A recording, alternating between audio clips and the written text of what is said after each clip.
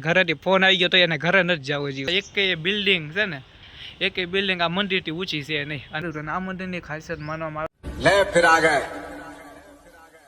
તો સ્વાગત છે તમારું બાપુના વ્લોગમાં. સૌને જય સિયારામ. કેમ છો બધા? મજામાં છો? મજામાં જ રહેવાનું, કારણ કે બાપુ મોજમાં રહે એટલે તમારે મોજમાં જ રહેવાનું. શનિવાર છે, આપણે હનુમાનજી દર્શન કરી આવ્યા છીએ. એટલે આજનો વ્લોગ આપણે જવાનું છે તખતેશ્વર ઉતારવા આપણી ગાડી લઈને અને ભાઈબંધની સાથે. એટલે વચ્ચે આપણે પેટ્રોલ પુરાવીને જવા દેવું સીધા તખતેશ્વર મહાદેવે. નાના તમને દર્શન કરાવીશું અને નાનો જે નજારો છે તમને બતાડશું. તો બસ આપણા વ્લોગ સાથે જોડાઈ રહો અને હાલો જાવી.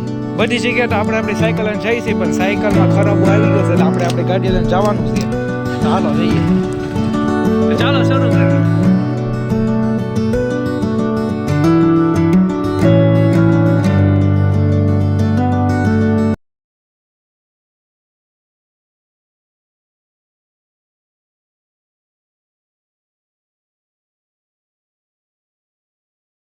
પુરાવી લીધું છે, હવે આગળ વધ્યું આપણે આપણી ગાડી લઈને.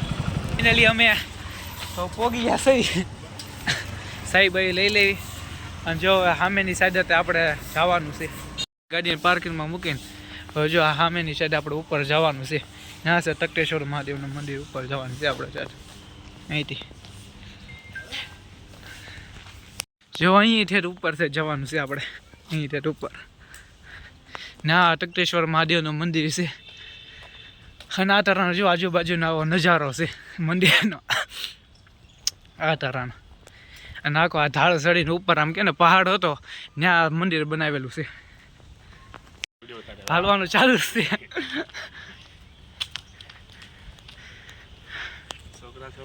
દાદર આવી ગયા આજે, પણ મંદિરે કોઈ નથી હો, શાંતિ છે એકધારી. શનિવાર એટલે આપણે પોગી ગયા.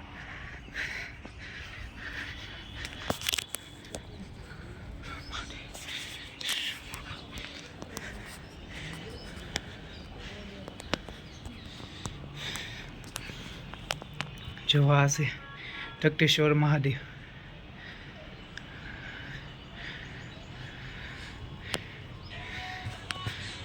આપણે દર્શન કરી હે ના રે ના. હવે જો તમને બતાડો કેવું છે ને એ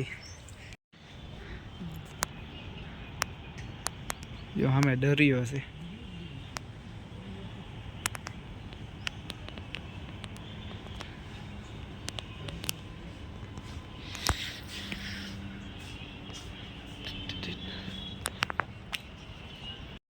જો અહીંથી પૂરેપૂરું ભાવનગર આખે આખું દેખાય. જો એટલું બધું ઊંચું મંદિરનું છે મંદિર તખતેશ્વર મહાદેવનું. ના ભાઈબંધને હજી ફોટો છે ને, એને ઘરેથી ફોન આવી ગયો તો એને ઘરે નથી જવું હજી, કે ફોટા પાડી લો ને પછી તે જવું છે. અમે થોડા ફોટો બોટો પાડીને ઘડીક શાંતિથી બેઠા છીએ.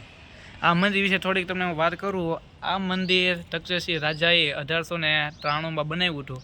અને આ મંદિરની ખાસિયત એમ માનવામાં આવે છે કે આ મંદિરની ઉપરથી એકેય પણ બિલ્ડિંગ કે એકેય ટાવર આમ ઉપર આમ એનાથી ઊંચો નહીં બનાવવાનો. હમણાં તે 1-2 વર્ષ પહેલાં તે એક કોક હતા બિલ્ડર, એણે અમારા ભાવનગર આ મંદિરથી ઊંચી બિલ્ડિંગ માણી હતી. થોડા 2-3 માળ ભર્યા ને ત્યાં તે તૂટી ગઈ અને આમ ભડાકો બોલાઈ ગઈ. એટલે તે કરી છે એની ઉપર આ મંદિર બનાવવામાં આવ્યું છે. અને આ મંદિરથી ઊંચી હજી સુધી જો તમે જોઈ શકો તો એકેય બિલ્ડિંગ છે ને, એકેય બિલ્ડિંગ આ મંદિરથી ઊંચી છે નહીં. અને ટાવર એ એકેય પણ ટાવર છે, જીઓનો ટાવર હોય કે એરટેલનો ટાવર હોય, ગમે એ ટાવર હોય, આ મંદિરથી ઊંચો તે બાંધવામાં આવ્યો નથી. કારણ કે બાંધી ભેગું પડી જાય પછી શું થાય. અને ભાવનગરનું સૌથી ઊંચું મંદિર છે તખતેશ્વર મહાદેવનું. અને અહીંનો નજારો પણ ખૂબ સરસ છે. અને આખું મંદિર આરસના પથ્થરનું છે અને અહીં સોનાનો થાળ પણ ધરવામાં આવે છે. તો બસ ભાવનગરમાં તમે આવો અને મારા વ્લોગથી તમે થોડા પ્રેરિત થાવ તો મહાદેવના દર્શન કરવા જરૂર આવજો. હજી મિત્રો હજી અમારું ફોટો શૂટિંગ ચાલુ જ છે. હજી સુધી અમે ઘરે ગયા નથી. ઘરે જાવ તો અમે તમને કહી દેવું કરે. અને સોમવારે તો અહીં ખૂબ જ તે કે ને ભીડભાડ હોય, આખું ભાવનગર જ અહીં દર્શન કરવા આવે. એટલું બધું પ્રસિદ્ધ આ ભાવનગરનું તખતેશ્વર મહાદેવનું મંદિર છે. તો અમે તો આજે શનિવારના દિવસે તે વીઆઈ હનુમાન દાદાના સીધા દર્શન કરીને સીધા મહાદેવના દર્શન કરવા. તો આજનો વ્લોગ આપણે હવે જે ચાલુ છે, હજી ઘરે પહોંચ્યા નથી. ઘરે જઈને આપણે આપણા વ્લોગનું એન્ડિંગ કરી દેવું અને મારા વ્લોગ દ્વારા તમે પણ મહાદેવના દર્શન કરી લેજો. કરી અને આ આપણા બ્લોગની નીચે આ ભાઈબંધના યુટ્યુબ ચેનલની પણ લિંક નીચે છે, તો આ લિંકમાં જઈને આ ભાઈબંધની ચેનલને પણ સબસ્ક્રાઈબ કરી નાખજો. હવે અમે ઘરે જઈએ છીએ, બહુ ફોટો શૂટિંગ કરીને હવે જઈએ આપણે ઘરે.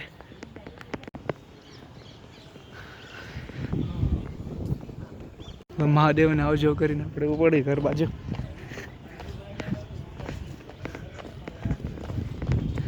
જો હવે અમે પગથિયા ઉતરી ગયા અને હવે આ ધાળ ઉતરીને આપણી ગાડી લઈને જવા દેવું ઘરે, કારણ કે 4 વાગી ગયા છે એટલે હવે ઘરે જવાનું છે. આપણે 4:30 થઈ ગયા છે. અમે અહીંયા લગભગ કેટલા 3 વાગ્યાને આવ્યો છે. 1 કલાક તો બધો ફોટો શૂટિંગમાં એમાં જ કાઢી. તો મંદિરના બ્લોગમાં તમને કેવી મજા આવી એ કમેન્ટ કરી દેજો. અને આપણે આપણી ગાડીએ જો પોગી ગયા છે. હવે આપણે ગાડીને જવા દેવું ઘરે. ચાલો હવે આપણે આપણી ઘર બાજુ જાવી. આજનો બ્લોગ તમને કેવો લાગે ઘરે જઈને એન્ડિંગ કરજો અને બધી છેલ્લે એની વિગત કહી દઉં. દક્ષિણામૂર્તિ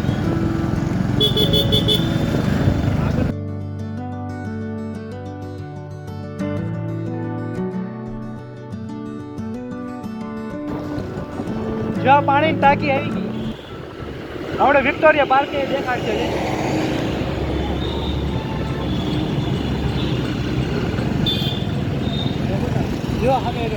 ફાઇનલી આપણે આપણા ભાઈબંધના ઘરે પહોંચી ગયા.